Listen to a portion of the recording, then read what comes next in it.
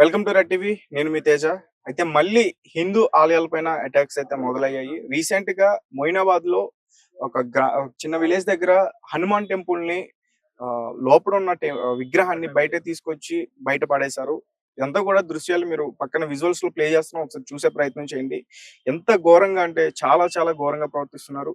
మరి ఈసారి కూడా దాడి చేసింది పిచ్చోళ్ళేనా? ఎందుకంటే ఈ గత నెల రోజుల క్రితం కూడా ఇదే విధంగా చాలా టెంపుల్స్ లో అటాక్ జరుగుతున్నప్పుడు కూడా వాళ్ళు కూడా పిచ్చోళ్ళు అని చెప్పేసి చెప్తున్నారు. ఇటు ముత్యాలమ్మ గాని, శంషాబాద్ లో హనుమాన్ టెంపుల్ గాని, ఇంకా చాలా గ్రామాల్లో గాని అందరూ కూడా పిచ్చోళ్ళు అని చెప్తున్నారు. ఒకసారి మనం చూసే ప్రయత్నం చేద్దాం. ఇది ఇంకా కొత్తగా నిర్మిస్తున్న టెంపుల్ ఇది. దాదాపు దీన్ని ప్రతిష్ఠ చేసి 2.5 సంవత్సరాలు కూడా అయ్యిందని చెప్తున్నారు. సో ఇది హనుమాన్ టెంపుల్. సో అంటే ఇంకా ఇక్కడ టెంపుల్ యొక్క పూర్తి పనులైతే ఇంకేం జరగలేదు. జస్ట్ విగ్రహం అయితే ఉంది. దీన్ని పూజిస్తున్నారు. ఎప్పటిలాగానే శనివారం పూజించడానికి వచ్చిన ఒక వ్యక్తి మార్నింగ్ 5:30 టైంలో ఇక్కడికి వచ్చినప్పుడు విగ్రహాలన్నీ కూడా బయట పడేస్తున్నాయంట. సో అంటే ఆ సింధూరం కూడా మనకి క్లియర్ గా కనిపిస్తుంది. విగ్రహాలు బయట పడేసారని వీళ్ళందరూ కూడా రిమూవ్ చేసి లోపల పెట్టే ప్రయత్నం అయితే చేశారు. సో అంటే ఈ దాడిని అసలు ఎందుకు ఎవరు కూడా పట్టించుకోవట్లేదు. అంటే చాలా మంది చెప్తున్నారు హిందువుల ఐక్యత లేదు, ఇన్ని దాడులు జరుగుతున్నా కూడా ఎవరు పట్టించుకోకుండా ఉన్నారని చెప్పేసి ఇప్పటి వరకు చాలా మంది చెప్పే ప్రయత్నం చేస్తున్నారు. అందుకనే ఇలా వరుసగా దాడులు అయితే జరుగుతున్నాయి. సో దీనికి సంబంధించి ఒకసారి మాట్లాడే ప్రయత్నం చేద్దాం. సార్ నమస్తే. అసలు ఎట్లా చూడాలి? ఇప్పటి వరకు కూడా ఆగిపోయింది అనుకున్నాం, మొన్నటి వరకు కూడా మళ్ళీ సడన్ గా ఇలాంటి అటాక్స్ అయితే మళ్ళీ స్టార్ట్ అయింది. బుద్ధిర్బలం యశోధైర్యం ఇరభయత్వం అరోగత అజాఢ్యం వాక్పటుత్వం చ హనుమస్మరణాత్ భవేత్. ఇది తోల్కట్ట గ్రామం మరియు తోల్కట్ట గేట్ పైన ఉన్నటువంటి హనుమాన్ దేవాలయము. గత 2.5-3 సంవత్సరాల పైబడిగా ఇక్కడ చిన్నగా ప్రతిష్ట చేసించబడింది. మరియు ఈ ఈ గేట్ పరిసర ప్రాంతంలో ఎంత లేనో ఒక 1000 కుటుంబాలు పైననే నివసిస్తున్నాయి. వారందరూ కూడా ఊరి యొక్క పరిధి అక్కడ ఉంది, 2 కిలోమీటర్ పరిధి లోపల. అక్కడ పోయి చందనము మరియు ఇత్యాది సేవలు అక్కడ వినియోగించుకోలేక దూరం అవుతుంది కాబట్టి కుటుంబస్తులు వచ్చి ఇక్కడ వచ్చి ప్రతి శనివారం కానీ లేదా వాళ్ళ గృహప్రవేశాలు లేదా పెళ్లిళ్ళు ఉన్నప్పుడు ఇక్కడ సింధూర సేవ చేయించి వాళ్ళు అన్నదిగా వాళ్ళ ఇంట్లో పూజా కార్యక్రమాలు చేసుకునేవారు.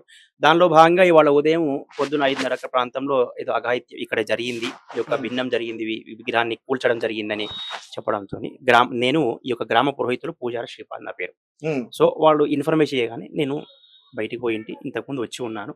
మరి దాని చర్యలు ఏంది, మరి పునః ప్రతిష్ట గావించడం ఏందనేది ఒకసారి గ్రామస్తులతో కూర్చొని నిర్ణయం చేయడం జరుగుతుంది అత్యంత త్వరలో. కానీ ఈ విధంగా మాత్రం చేయడం మాత్రం అసభ్యకరం మరియు అసాంఘికం ముఖ్యంగా. ఎందుకంటే ఎక్కడెక్కడో ప్రతి ఒక్క మతస్థులు బతుకుతూ వస్తారు. హిందూ మతం మీద ఎందుకు జాడగడం ఇది?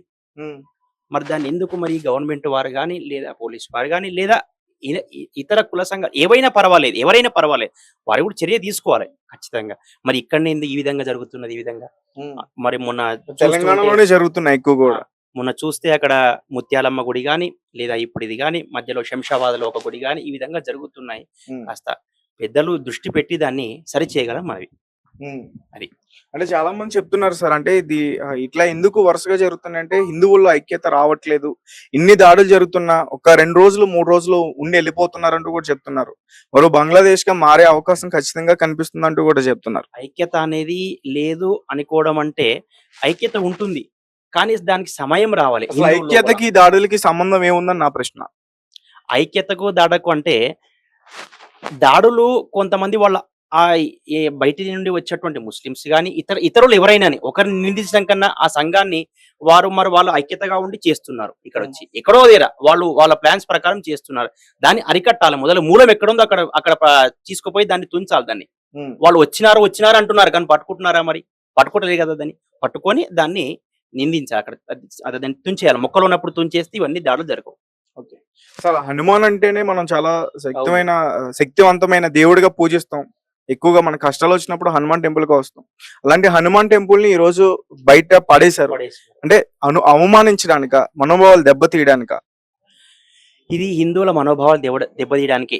ఫస్ట్ ఆఫ్ ఆల్ ఖచ్చితంగా ఇది హిందువుల మనోభావాలు దెబ్బతీయడానికి కనుక ఇప్పటికైనా ప్రభుత్వ పెద్దలు కానీ లేదా ఇంకెవరైనా పెద్దలు కానీ దీనికి నడుము కట్టి ఖచ్చితంగా దీన్ని సరి చేయగలం మనవి. ఇక్కడే కాదు, మరి ఎక్కడ కూడా జరగకూడదు. ఇది మంచిది కాదు, ఎవరికి కూడా మంచిది కాదు. భారతదేశం అంటేనే హిందువులందరికీ ప్రతీక మరియు భిన్నత్వంలో ఏకత్వం మన భారతదేశం అంటేనే. అలాంటిది వాళ్ళు లేకుండా చేస్తున్నారు కదా. అందుకు ఇప్పుడు ఏంటి సార్ అంటే ఇప్పుడు మళ్ళీ విగ్రహం తీసుకెళ్ళి అక్కడ పెట్టారు కదంటే మళ్ళీ ఏమైనా పూజా కార్యక్రమాలు ఏమైనా చేసే అవకాశం ఉందా? పునః ప్రతిష్ఠ చేసిన తర్వాతనే దీనికి పూజా కార్యక్రమాలు. దానికి యంత్ర ప్రతిష్ఠ కావాలి. కాస్త లోపల కూడా తుది మెరుగులు మిగిలిదిద్దుకొని అత్యంత త్వరలో దీనికి పునాది వేస్తాం.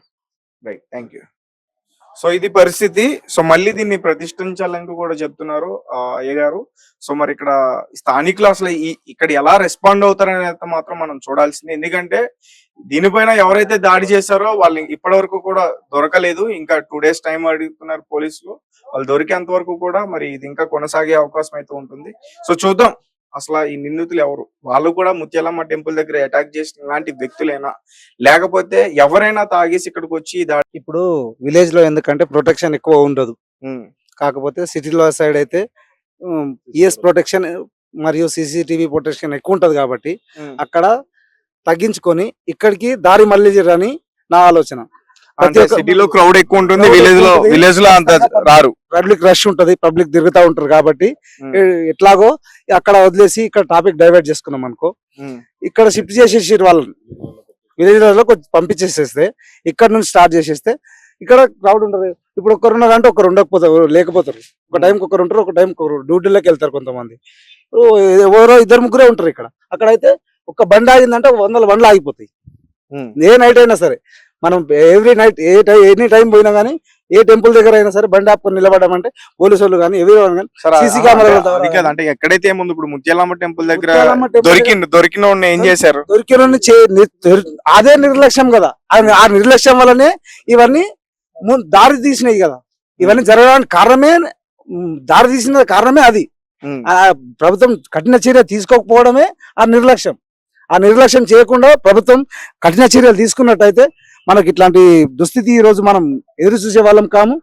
ఇలాంటి దుస్థితులు మనం ముందు ఇంకా ఎన్ని ఎదుర్కోవాలో అని భావిస్తున్నాం. కానీ మేము ఇంతటితో వదులుకోదలుచుకోలేదు.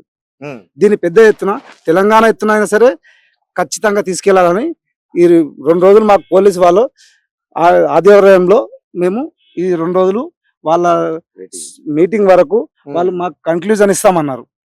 వాళ్ళు కన్క్లూజన్ ఇచ్చిన తర్వాత మేము బజరంగ దళ ద్వారా, అన్ని సంస్థల ద్వారా, హిందూ దేవాదాయ శాఖ ద్వారా ఖచ్చితంగా మేము అసెంబ్లీని ముట్టడిస్తాం. ఏ విధంగా పోవాలన్నా పోతాం. పోయి ఖచ్చితంగా కలెక్టరేట్ నుంచి ఆర్డర్స్ తీసుకొని మేము ఏ విధంగా చర్యలు తీసుకోవాలో తీసుకుంటాం. మేము పాల్పడ్డారా ఇవన్నీ కూడా తెలియాల్సింది. అలా అసలు ఏం జరిగింది, మొదట ఎవరు చూసారు, ఇది ఎప్పుడు జరిగి ఉండొచ్చు? మాకు ఎప్పుడు జరిగిందనే తెలియదు. ఈరోజు మేము శనివారం ఈ రోజు కాబట్టి పొద్దున 5:30కి అట్లా గుడి దగ్గరికి వచ్చి, మేము ప్రతి శనివారం చేస్తాం కదా, అదే విధంగా వచ్చి మా ఫ్రెండ్ ఒక ఆయన గుడికి వద్దామని వచ్చిండు. వస్తే చూసేసరికి మొత్తం విగ్రహాలు మొత్తం బయట పడేసి చిందరబందరగా చేసి ఉన్నాయి. ఏంబడే మా చూసిన అతను ఏం చేసిందంటే గ్రూప్ లో మనకు తెలిసిన వాళ్ళందరికీ పెట్టగా మేము అందరం వచ్చి చూసినాం. చూసేసరికి పోలీసు వాళ్ళకి ఇన్ఫర్మేషన్ ఇస్తే పోలీసులు రిటర్న్ వచ్చి ఆ ఫోటో సెట్ ని అట్లా పెట్టేసారు. తర్వాత అందరం గ్యాదరింగ్ అయ్యి కొద్దిసేపు బాధపడాల్సింది. ఎందుకంటే ఇప్పుడు ఈ గవర్నమెంట్ నిర్లక్ష్యమా లేకపోతే ఎవరి నిర్లక్ష్యమా తెలియదు కానీ మా గుడి ఎందుకంటే మేము పవిత్రమైన భావించే హనుమాన్ టెంపుల్ అనేది అందరికీ ఒక శక్తి లాంటిది.